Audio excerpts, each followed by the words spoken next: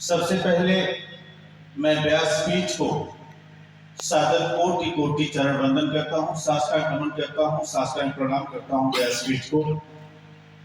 और व्यासपीठ के साथ जितने भी संत और मातृत्व स्वरूप में जितने भी मातृशक्ति की आत्माएं यहाँ पर मौजूद हैं, उन सभी मातृशक्ति को भी मैं सादर कोटि कोटि नमन करता हूँ, वंदन करता हूँ। और आज मानस प्रचार सेवा समिति जो निरंतर राम कथा यहाँ पर आयोजित कर रही है, आध्यात्मिक जागरण जो भगवान राम के मानस चरित्र का वर्णन हम यहाँ पर करते हैं। आप जानते हैं कि भगवान राम को वनवास 14 वर्ष का हुआ था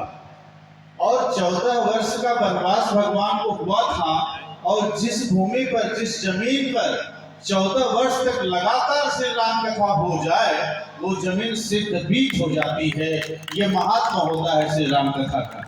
और आज हम लोग उस भूमि पर यहाँ पर मौजूद हैं। ये बड़े गर्व की बात है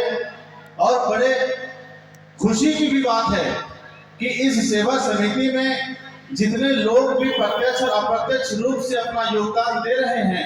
विशेष तौर पर समिति से जुड़े हुए लोग, आदरणीय वीरेंद्र सिंह जी जो इस समिति के अध्यक्ष हैं, अध्यक्ष की जिम्मेदारी पर रह करके इस तरीके का महाअभियान, महाजागरण लेकर के, जहां पर आज सनातन संस्कृति को लेकर पूरी दुनिया प्रेरित हो चुकी है, भारत की तरफ निगाह उठा करके देख रही है। ये भारत के लोगों, जिस भूमि में तुम्हें राम और कृष्ण को दिया है, उनकी कीमत अगर तुम नहीं समझोगे तो अगर दुनिया वाले पहले समझ गए तो भारत से पहले दुनिया विश्व गुरु बन जाएगा। इसलिए विश्व विजेता तुम रहे हो, विश्व गुरु तुम रहे हो, तो ये तुम्हारा महात्मा, ये तुम्हें अपने हाथ में लेना होगा। और ये काम ये समिति लगातार कर रही है। आदरणीय बिंदु सिंह जी से हमारी बातचीत होती रही,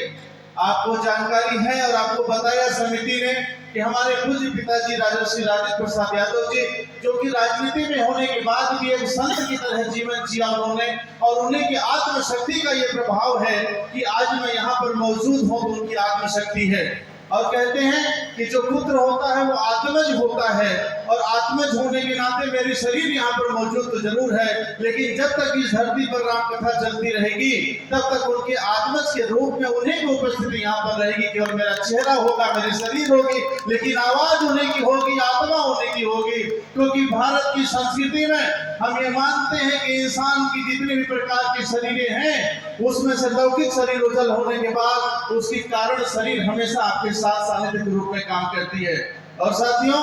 इस प्रचार सेवा समिति में आदरणीय राम प्रकाश जी का, राजा राम जी का, लाल बहादुर सिंह जी का, हरवंश सिंह जी, उमाशंकर सिंह जी, ये सारे मनीषी जो लोग यहाँ पर इस प्रचार सेवा समिति के माध्यम से आयोजन कर रहे हैं, ये लौकिक जीवन में, गृहस्थ जीवन में जरूर है, लेकिन इन सभी लोगों का स्वभाव संत जैसा है। क्योंकि ये संतों का काम कर रहे हैं, भगवान का नाम लेना ये संत का काम करना होता है। और आप भी जानते हैं कि अध्यात्म की परंपरा, जब हम भगवान का कोई भी आयोजन करते हैं तो उस परंपरा को विजित करते हैं। समाज में हर प्रकार के काम हो रहे हैं, लेकिन इस तरीके के काम जो लोग करते हैं, वहाँ की धरती, वहाँ के लोग, वहाँ के गांव के लोग, प्रत्यक्ष अप्रत्यक्ष जुड़े हुए लोग, सभी लोगों का परम सौभाग्य है कि इस तरीके के आयोजन में आपको रसास्वादन करने का सौभाग्य प्राप्त होता है, भगवान का नाम लेने का सौभाग्य प्राप्त होता है। और आप जानते हैं कि ये काम जो ये बीजारोपण हुआ है, ये बीजारोपण आज का नहीं है। यहाँ पर जो लोग श्रोता बनकर के कथा श्रवण करने के लिए आए हैं, और जो लोग आयोजन समिति में हैं, और जो लोग इस आयोजन समिति और इस कथा के लिए तन, मन और धन किसी भी प्रकार से सहयोग देते हैं, इनकी परंपरा आज की नहीं है। इनकी परंपरा तो भगवान राम के काल से चली आ रही, क्योंकि उन्हीं के घर ये काम कर सकते हैं, दूसरे के बस की ये बात नहीं है। इसलिए मानना पड़ेगा कि यहाँ पर बैठा एक एक व्यक्ति भगवान राम का वंशज है, उन्हीं का वंश है। यहाँ जाति, धर्म और मजहब की खाई से ऊपर उठ करके राम की मर्यादा को पूरी दुनिया